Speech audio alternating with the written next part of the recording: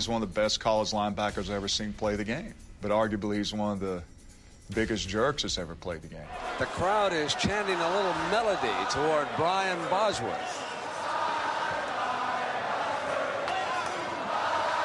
Oh, he's clipping.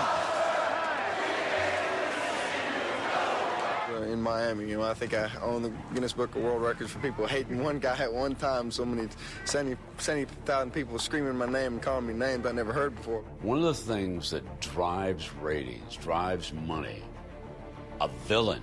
You gotta have a villain. He started becoming somebody that I didn't recognize.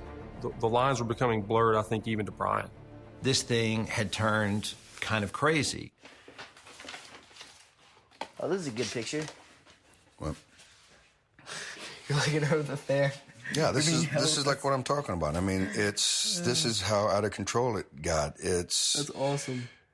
See, you see awesome, and I see lost. Instead of being part of a football team, I'm up here trying to be a deity. I mean, it's very easy to lose touch of reality when you got that many people just kind of thinking that you're more than you really are.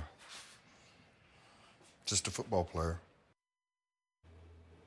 Our next guest is a former NFL linebacker and standout All-American at Oklahoma, as you saw. He is also a veteran in Hollywood, so to speak, acting in films such as The Longest Yard, Three Kings, and his 30 for 30 documentary, Brian and the Boz, will be airing next Tuesday. We are very honored to have you here at the desk. Thank you for joining us. Thank you for having me. Yeah. Good to see you. All right. Once upon a time, Kerry, I interviewed this man in 1985 at the University of Oklahoma. How'd that go? When he was the boss. When he was the boss. How'd that go? I loved it. How'd that go? You remember this man? I remember him well. I don't remember the interview. I'm probably sure I said some things I probably shouldn't have said. Should have been more That's why I wrote it. Let's talk about this 30 for 30. What can we expect? I think you're going to be surprised that, I think there's a lot of misconception of what people think they know who the Boz is. I didn't know who the Boz was because it was a constant transformation. The interesting thing for me, because I just saw it yesterday, was I got a chance to see who Brian used to be, and I lost that. And the innocence and the humility of just a young man who was passionate about playing football and fulfilling a dream. Somewhere along the lines, the Boz took over. The success, the train of Oklahoma football and the notoriety and the media, it left the station, and I was the conductor. And, I ended up taking us into a crash, and it was a long, hard journey to watch it, but it was something that I'm glad that I did because I had to confront some of the things in my past that I had put in the attic, and I put them in the attic for a reason. If I was proud of them, I'd have put them on a mantle. But I wanted them in the attic because I didn't want to deal with it. But that was the way I was raised.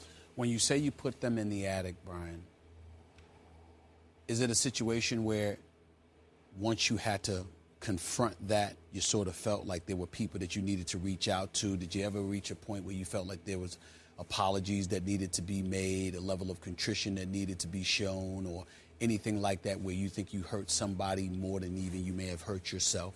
Well, I think I needed to go back to the beginning. I need to understand, and through the process, I had to really ask, cloudy then, clear now. Once I got to the end, I understood what was going on. I was asking myself 3 questions. I hadn't answered the 3 questions. Where am I from? What made me why I am and who I am? And that really comes from my relationship with my father. And that's something that I'm trying to work with my family. Transparency, communication, honesty is the key ingredient to having a great family life. We didn't have any of those things. Love was never a word. It was never a word that was ever mentioned. Hugging. I appreciate you. Great job. I love you for just who you are. None of that was part of my growing up. So I needed to deal with that with my father. Unfortunately, that was like talking to the brick wall. And then he passed away in 2009 with a lot of unresolved issues. And that started this therapy campaign. A movie came into my presence that I wasn't really looking to do that changed my life. It was Revelation Road. Agent called me and said, I got a great movie for you. You need to read it. I said, I'm not doing it. I don't want to do movies anymore. And he said, just read the script. I think you're going to like it. But I got to warn you, it's a Christian movie. Great. No one's going to watch this thing. Read the script, got through about 15 pages of it, called him back and said, hey, look, this isn't the movie. This is not a Christian movie. He goes, no, read that. I read it, and that was the first time I ever looked at a words on a page and then looked in the mirror and said, I'm lost, and I need to find out where I'm at. Second question, where am I at?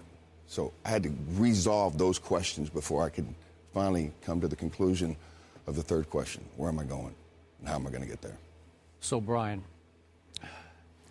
you look back at, and I want our younger viewers to appreciate the fact, you were as famous and infamous a character who ever came down the pike during one college football season. For those who are too young to remember, you captivated national headlines and media attention, pre-social media, obviously, in ways that I can't remember anybody else quite captivating the college football community. Yet, to me, I think you're saying the Boz was a fraud. And for those who don't remember, you failed quickly as a very high draft choice in pro football. Is that accurate, that you think that guy was a fraud? I think you have to define who the Boz was. There's two kind of versions of the Boz. When I put my helmet on and I went on the field and I did my business, that was the Boz. That was Boz. You know, Brian Bosworth. That was Brian. Well, Brian was the student and the guy that was working out, practicing and that whole thing. Put the helmet on, I became Boz. The media put the Boz on it, and then that became a character. That character then had to create different things to, be part of an entertainment facilitation deal. That was where I got lost. Felt like I always had to be on.